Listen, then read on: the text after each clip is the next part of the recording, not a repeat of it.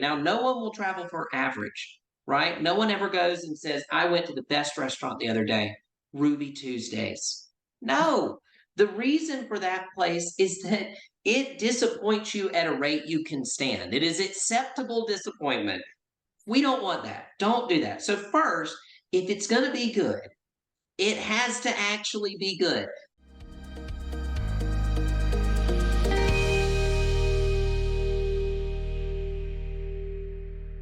Nelson Marsh is back with us today. We did a previous episode that you definitely should check out. He discusses what irreplaceable real estate is. He talks about Marsh Collective and his role in that and what it looks like for radical hospitality to create a symbiotic relationship with development. Probably didn't say that perfectly, but that's why you should listen to that episode. As we wrapped up the last episode, Nelson mentioned something that I'd like to launch this episode with, the Redemptification podcast. This is a podcast hosted by your team at Marsh Collective. What do you mean by redemptification real estate? Well, any of y'all who know John, who is our fearless leader and my father, will know that he's a fan of making up words. And we kept having people say, we're so worried about gentrification. And of course, we bought in our neighborhood, we saved. I mean, as a kid, we bought my first dog from a crack dealer. So, like, it doesn't feel like gentrification if you're keeping someone from tearing down an abandoned house and making it into a home with a family. And so we said, well, it's not gentrification, it's redemptification. Ooh, I It's a love it. radical love of place, and it's an invitation to create lasting impact. And so we have conversations around that with people from every side you could imagine, from the tenant side to the construction side, landlords, capital, family offices. It's a wonderful time, and we're releasing a series here soon that's some of our internal work where our team gets together and talks about how we think about these things and how we work through them and why we do that. So it's a wealth of information and great conversations. Man, I'm going to check it out. And at the end of this episode, you can tell people how to find you on that. I'd love to continue our conversation. You made some allusions about a wine bar that you used to run. Let's back it up before you get into saving cities with irreplaceable real estate. Where did Nelson Marsh go when he left the house? And how did you find your roots as a burgeoning entrepreneur? Was it smashing success right out of the gate, or was it a blaze of glory that the fireball could be seen from miles away? Oh Lord, can't porque no los dos? Sí, los dos So está I bien. yeah, I was a bookworm kid and I was homeschooled. I love learning. Graduated high school at 14, spent a year at community college, which I hated because my parents insisted I not move off to school until I could drive, and then moved off at That's 16 to a go to college. concept. So the school I went to was real hardcore liberal arts, tiny old liberal arts institution, and they required everybody to study abroad. And you could either study abroad or take 4 years of Spanish. I can't speak a lick of Spanish, so You just did. I guess fair. But I mean, I can't speak Spanish, and I wasn't taking 4 years of Spanish class. That wasn't cool. I was studying physics and art and math and cool stuff. So I said, well, I'm going to go to Italy. Italy sounds great. That can't suck. And everyone cool knows their wine, and it's hard to get into. And the school I was going to, it's a culinary school. I said, so I'm just going to sign up for all the wine classes, and then I'll learn something cool. And I bet the classes won't be that hard, and I'll have a good time.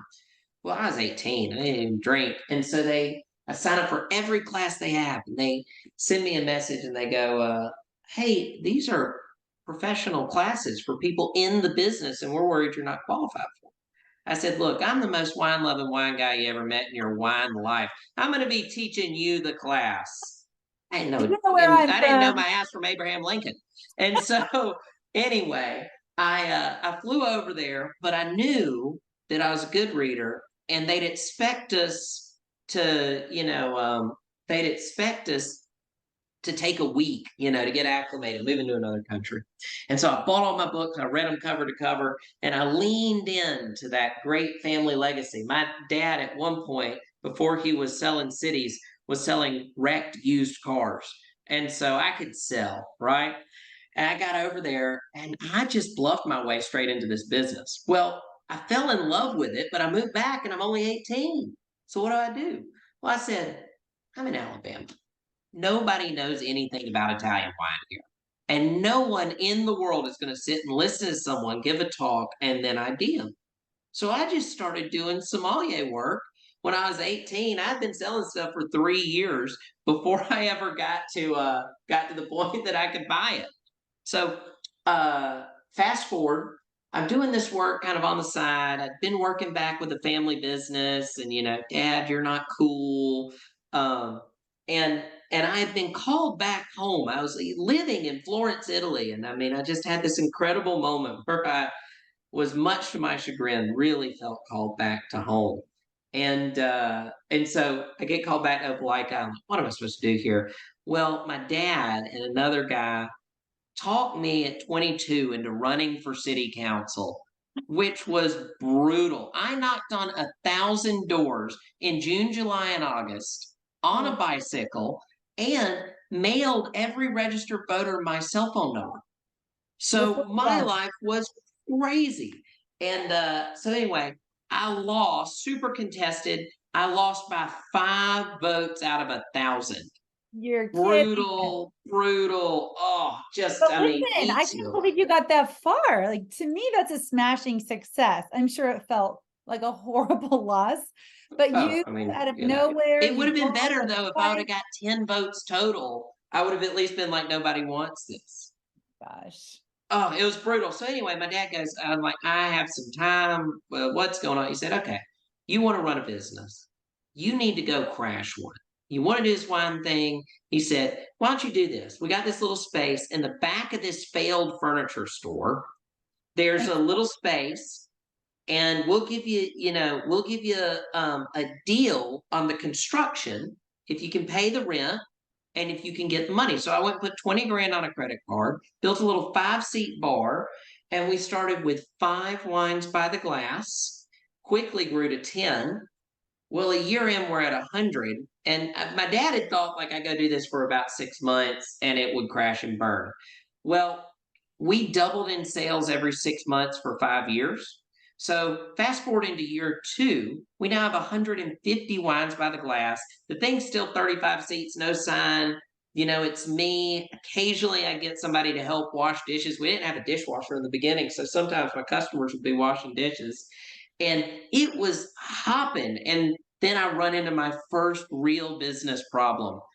The average waste in buy the glass wine is 60% on a buy the glass wine program. Oh, what does that mean? People are drinking only 40% of a glass? What That does that means mean? you only get to sell 40% of a glass. You pour out 60% of all the wine you buy. Because it doesn't Right. get consumed in the amount of time that it needs to be fresh.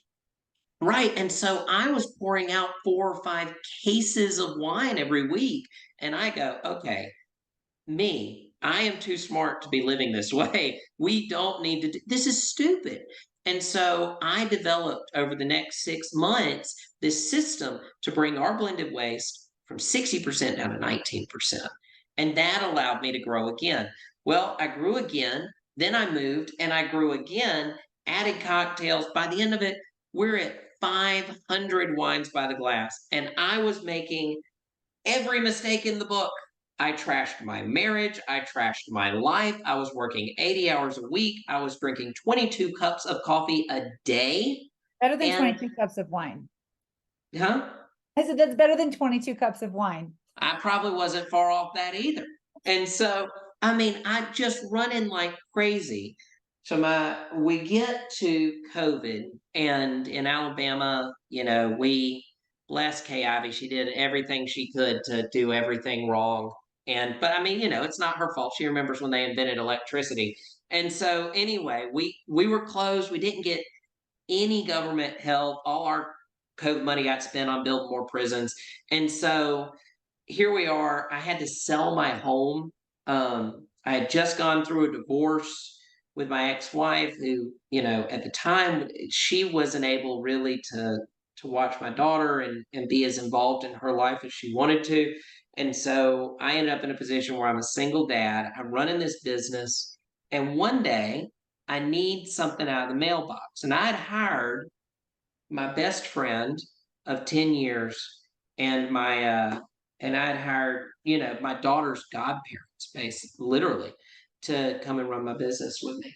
And I go check the mail, and a stack of insurance mail comes out. What is this? And I'm like, I don't know. Well, then my insurance broker calls me one day, and he says, uh, Nelson, everything okay? I said, yeah, Trey, everything's fine. How you doing? He said, well, I'm just wondering why you haven't paid your insurance bill. I said, I definitely pay my insurance bill. That stings every month. He said, no, you're about to be we're about to cancel a policy for non-payment.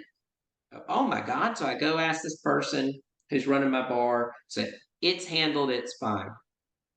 All right. Well, I go, we get the money, we pay them allegedly, and I go back to work, and then I get another call. It's been canceled, and it's in the middle of a weekend. And it got canceled on Friday. It's a Monday. We've operated without insurance in Alabama, which is a big deal. We have very strict liquor laws. And so I'm like, God, okay. I called the state and I said, do I have to fire these people? I explained the situation, and I contacted the state, and they said, well, you can go to jail with them. And so I have to fire these people that I had really trusted. So now two things have happened. First, I have no help. I'm running an 85 seat bar with this huge program by myself. I mean, I was literally having friends come in and help run racks of dishes or sit at the hostess stand because I didn't have anybody. I couldn't hire anybody. And the second thing that happened was I was coming down the stairs, and uh, I tear my meniscus. And so now I'm hobbling around, serving 85 seats, doing this. My mom and dad, who really didn't spend a lot of time in my bar, they came down, and my dad, it's the first time I've ever heard this from him, but he just begged me, please, this is inhumane, right? You cannot keep doing this. Well, I had this trip planned, and so I had talked my now wife into going to Italy with me for a month, and we've been dating 2 months. And I said, "You want to go to Italy with me on this purchasing trip?" And she said, "That's crazy." I said, "Well, it's a free month in Italy. By the time we get back, we'll know if we like each other." I said, "And we'll have been dating 6 months by the time we go." And whatever possessed her to make that decision, we're supposed to go on this. So all this is happening. I'm sitting at my house one night, smoking a cigar on the front porch, and we were living in this cool old converted office building that was kind of below grade in the back. Real neat place, old dentist office. And my daughter at the time was 2, and she comes out and she says, "Daddy, swimming pool." And I go inside, and there's 6 inches of water in my house. The whole thing's flooded during this big rain, and it's 3 days before I'm supposed to leave. And I never had asked my parents or anything. Called my dad. I said, "Daddy, I gotta. You have to hold this together for me. I really feel like I need to go." He said, "That's fine, but I want you to take this book with you." And he gives me a copy of Necessary Endings by Henry Cloud, which is probably the hardest book I've ever read. Book about pruning. And he sends me off to Italy, and it's the so I'm there, and I start unwinding. I'm doing my quarterly review, and I realize these people that I trusted have been robbing me blind for years. Mm. And I just Oh. get this sense that, and all the while, me and my then girlfriend are falling madly in love. And I just called my dad. I said, "Daddy, I can't do it. I gotta shut this thing down, and I don't know how to." Because anyone who's ever closed a restaurant knows it often costs as much as it does to open one. And he Mm. said, "Son, your mom and I knew this. We believed that you needed this experience. They never interfered, never gave me any money, but they never let me get out over my skis. And they said, we knew this was going to happen. If you want to come back in the business," and I'd already been working with them, I just couldn't stay away. I was doing the work anyway. And they said, we have a way back for you, and we'd love to have you. Wow. and come and do some of the work that you've learned and share this with us. Man, I just that was the greatest act of parenting I could ever imagine. I mean, imagine letting your kid for 5 years just be insufferable and watching them fail with every tool to fix it the whole time, but having the patience to wait till they were ready. And so it was this incredible experience. It was so, so, so hard. Not just running, but closing it. I mean, I have the logo tattooed on my chest. Like it is, this was my life. And man, I tell you though, I came out of it with a new vision for hospitality. And the things I'm building now only exist because of the massive amount of pain and mistakes and doing it wrong and all that. And not just our client stuff, but also our personal stuff we're developing. I think it's a bellwether for a new way in the hospitality industry and in sharing love with people. I mean, genuine hospitality like you get in someone's home. So that's how I came back into the business. And man, I tell you, it's a wild ride. But you don't learn from doing things right. You learn from screwing up. Man, I love that. I love how other people's stories of failure and then, the reemergence, it often gives us permission to feel a little bit more comfortable, both take risks and even with our own stories of failure. In the last episode, you said one of the ways that you do business as developers is with empathy and authority. And what you just described is the way that your parents operated with you, the watching you for 5 years go down a road, allowing you to make your own choices, and then intervening, you know, with a hand with both empathy and authority. That just touches my heart, and it's inspires me even as a parent, but also in the place of business. Yeah, it is. I tell you, I just the journey of adulthood and being and having children of your own is often the journey of understanding just how hard your parents tried, right? Like Mhm. the mom and dad get a lot smarter once you have some of your own. But I always think to the note of what you say, one of my favorite possessions that I have, and it's just dear to my heart, is my dad recently gave me Hank Williams' dining room table.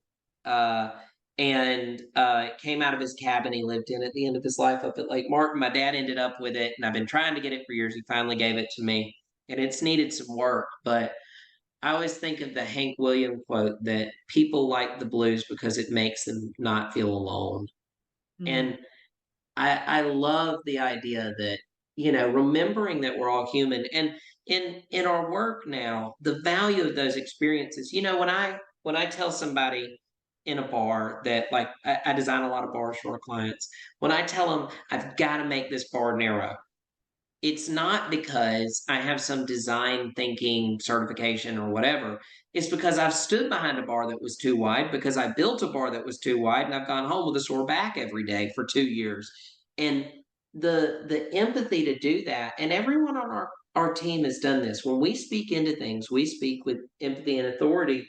And hopefully in the work we do both with our clients but also professionally, we're doing that. We bring the best of our own experiences, the gold that we've mined in our life, to other people. I mean, that's really the goal. I always tell people all the time, they say they want to put hospitality in their business or whatever. All right, well, how hospitable are you with your sheetrock vendor?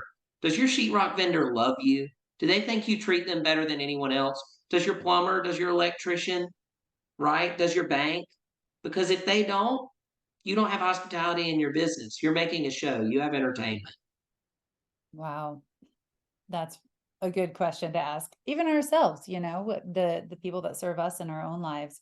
You don't have to have a business, but whether it's at the Oh, grocery store, at the gas station, or the restaurant, the wait staff, I'd love to hear now, shifting a little bit into the hospitality that you all do now.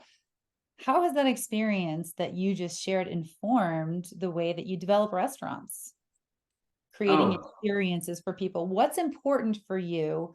What draws someone to come to a restaurant? Opelika may or may not be the booming metropolis that draws all kinds of tourists, but if you had a restaurant there, or what's your philosophy then to create something where you are that will draw people to come from far? Well, so the first thing is people say, if I was in Los Angeles or whatever, oh my God, just no. Look, if you have a McDonald's in your town, you have a $4 to $7 million a year business. People will spend money in your town. And on top of that, we contextualize these things wrong. So we build in towns. The smallest town we're working in is 800 people. The largest town is 180,000, and we work everywhere in between. And one thing I can tell you first is truly great hospitality. Iconic hospitality is a destination anywhere in the world. I don't care where you put it. There, people will travel for great hospitality. Now, no one will travel for average, right? No one ever goes and says, "I went to the best restaurant the other day, Ruby Tuesdays." No, the reason for that place is that it disappoints you at a rate you can stand. It is acceptable disappointment. We don't want that. Don't do that. So, first, if it's going to be good, it has to actually be good, not good for wherever, not good for what we were working with. You have to actually bring love and make it beautiful. Now, that doesn't mean it has to be expensive, right? Beauty is not about spending the most money, beauty is about care and attention. The second thing is right sizing matters. Oh my goodness, it matters. So, my new, and this is making the guy who does our performance, his head's about to pop off his shoulders. My next concept I'm building here in our town, we have enough space that we could reconfigure it and get 150 seats easily. We're building 75, and we're building 75, actually 72 seats. So it's because that's 36 couples. And when we shrunk the size of the concept, what we did was first, we decreased the capital, especially in the kitchens. These kitchens, these 150, 250, $300,000 kitchens with two hoods, and why do we build things that big? If you're looking for transformational, iconic expressions, nobody cares how many seats they have. If you go to, well, I just went to a restaurant that had 6 tables recently, an incredible 2-star Michelin restaurant while I was in Italy. And I wouldn't have cared if it had 1 table or 40. I'm only going to sit at one. And when you tell people you went to a great restaurant, you don't tell them how many seats it had. But in America, we want to make them big and park them up. And we swell the labor models by doing this. We let the tail wag the dog with the space. So, for instance, when we go into communities, we often look for smaller, more condensed, more human scale spaces. So you don't need 100 people to make the thing feel alive. And you have to have it alive before you can go and build all the ancillary things there, right? We think about it in terms of how long can you spend in a place and feel like you're wanted there. But then Mm, on the other side, now we have to go in. Okay, let's say we have the property. This is a common one for us. Let's say you got a property, you want an iconic restaurant. You're in Timbuktu, and you're like, okay, I got this building. I think it's going to be great. I want an iconic restaurant. Well, the next thing we do is we work the performance with them, because often the restaurant business is not full of people who have a very high degree of financial literacy, because it's different skills, right? You don't normally get the best hospitality in the world at your bankers, and they don't normally cook, but they know a lot more about money than most people who do. And so true. what we do is we go ahead and we look and we say, okay, how many seats can this support? What size kitchen can it support? How much build out can that support, right? T and I, what am I willing to do? What's reasonable? And then we come down to it and say, okay, like we'll look at a space, and if the space needs 150 seats and it's got to do $4.5 million a year to break even for us to do the right amount of tenant improvements and all, the traditional thing says we stick it out there and advertise it, and if we can get someone to pay the rent, we'll do that. Well, that's irresponsible. That's not the right way to do it. We believe we have a duty to go and say, okay, what should they pay, right? Not what can they pay, but what should they pay? And then we structure the deal around that. So we're cognizant of their business as we build this in. And I tell you, if you want to know what the difference is, our portfolio, we didn't lose, I mean, one business that wasn't, already in arrears or something like that across our entire portfolio during COVID. We outperformed all of those AAA guys who told people to kick rocks and they'll get their rent when they get it if they ever do, because we put businesses in that actually had a chance to succeed. And when we did that, it builds stability and you don't have this massive turnover. Wow. So right sizing, as it has to do with restaurants and bars, would you say that's one of the reasons why so many restaurants and bars fail? Oh, absolutely. And I mean, there's a lot of reasons for this, right? No other industry on the planet would say, hey, I'm going to need $1 million to build this thing. It's going to do $2.5 million a year, and you're going to make 60 grand. But that's happening at restaurants all over the place, and it's not uncommon. So we build them too big. If you go to Europe, you still see what happens because their cost of construction is so high and their cost of labor is so high, they have to build them like real businesses. And so what they do is they make them smaller. They bring down they bring down the burden on life safety. They bring down the burden on the kitchens. And by creating these smaller experiences, you create more stability within it. So yeah, it's absolutely about finding the right size. And what I always ask myself in right sizing is like, do I need to start throwing up a bunch of dividers and doing a bunch of chicanery with the design to make it seem like this is an intimate space? Because if I'm doing that, it's probably not an intimate space, right? The Mm. places we're building now exist with an authentic scale. They're not trying to trick people into feeling like it's an intimate, beautiful place for hospitality. It is an intimate, beautiful place for hospitality. Build a place that you want to go and experience, and the odds are other people will too. Mm, I love that. I love how your journey has brought you to ask these questions and to have both the empathy and authority to be able to answer them. Nelson, what's the best question no one asks you? Oh goodness. You stole that one. That's one of my questions. That's a good question. Um, I tell you, nobody ever asked, but it is the most important thing in hospitality for me is how do I make a space for somebody, not everybody, but invite anybody, right? So how do I stand with open arms and present a space that feels intimate and special and coalesces around common values? For me, this is a lot of the work. And there's a guy named Dave Arnold who is a luminary in the bar industry. Um, I think he's lectured at MIT, on bartending.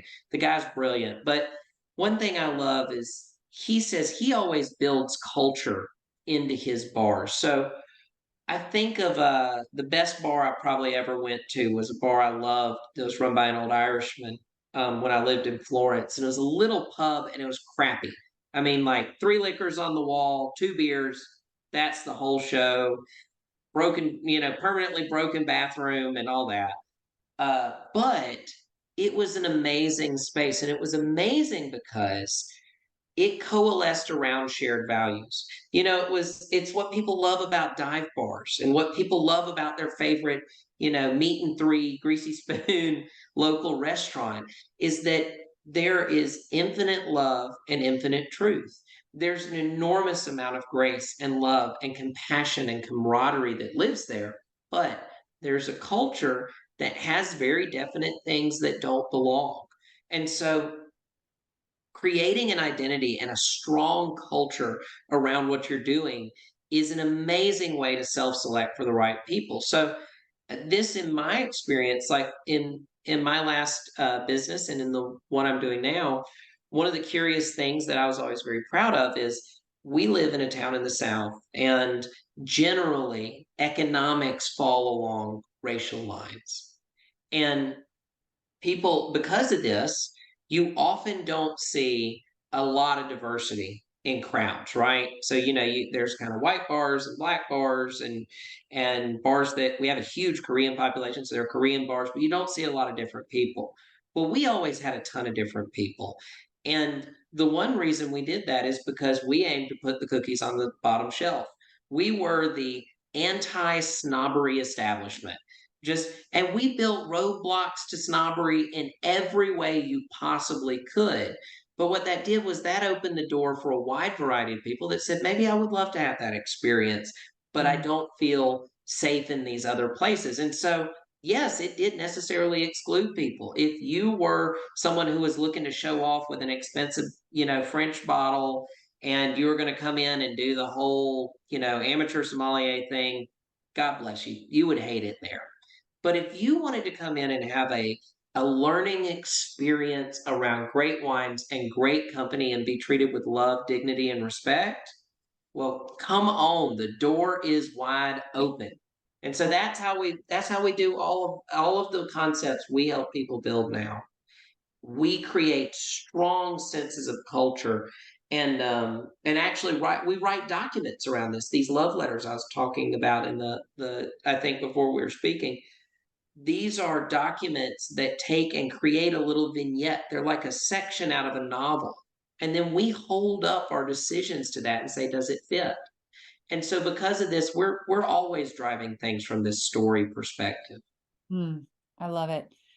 You and your crew at Marsh Collective are truly pioneering something with a sentiment of such genuine, the strategy. You think about a business strategy. I love that it's undergirded by genuine love. I mean, it really shows through in the way that you talk about it, in the experiences that you want to create for folks, and the culture that you want to create for your tenants. I mean, people, what you were talking about in the last episode. So anything you want to leave us with as we wrap up this episode? It's been so great to hear the way you approach business, hospitality, real estate, your entrepreneurial adventures in the past. What would you wrap this up with, Nelson?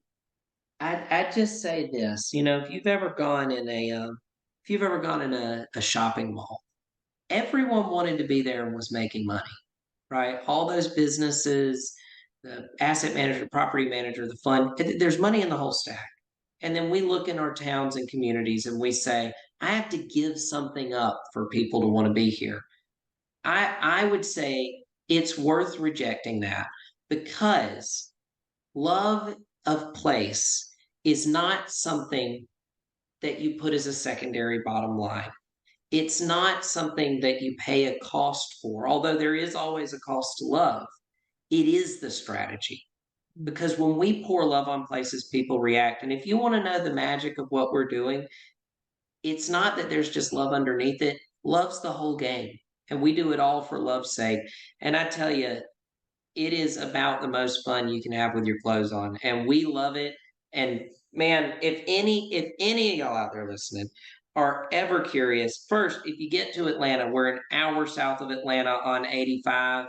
We would love to back the truck up on you. Come in town. I'll walk you around. We'd love to have you.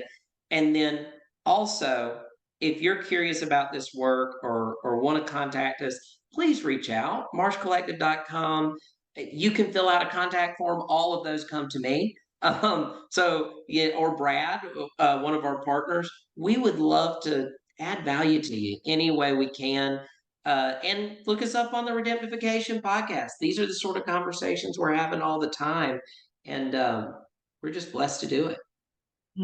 Thank you so much. Great time with you today. So interesting, intriguing, and different from what we usually feature apartment buildings and storage units. So this has been an absolute joy and delight. Thank you, Nelson Marsh. Thank you for being with us again today. I hope that you have learned a lot from the show. Don't forget to like and subscribe. I hope you're telling your friends about the Real Estate Syndication Show and how they can also build wealth in real estate. You can also go to lifebridgecapital.com and start investing today.